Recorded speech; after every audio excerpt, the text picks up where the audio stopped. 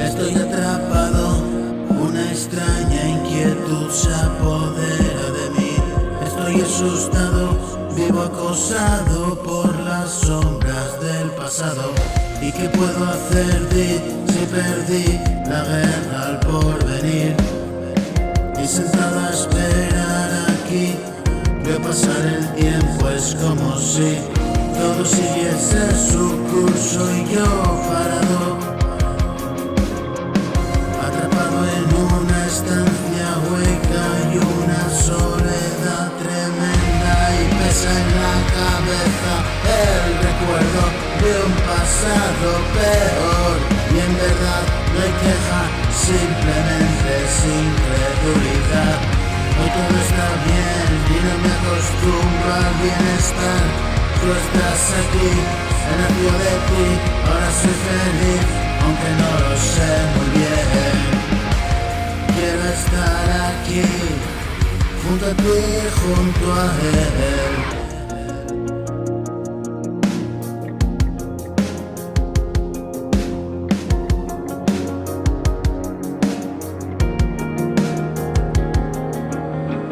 Y así escapamos día a día de la maldición que había caído sobre mí aquel día.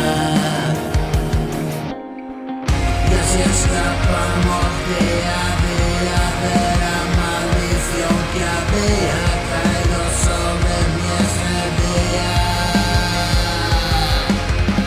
Hoy quiero echar a volar, hoy quiero verte crecer, quiero amarte más y más, y siempre juntos los tres.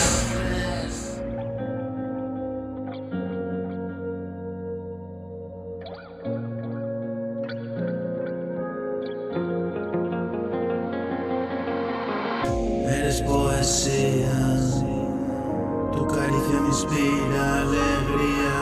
Eres poesía, tu caricia me inspira alegría.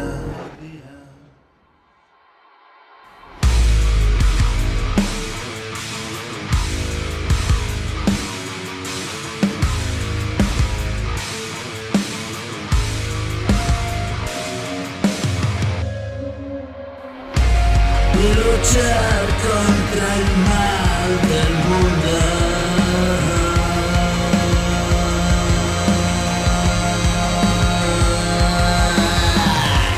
Y perder el miedo a vivir.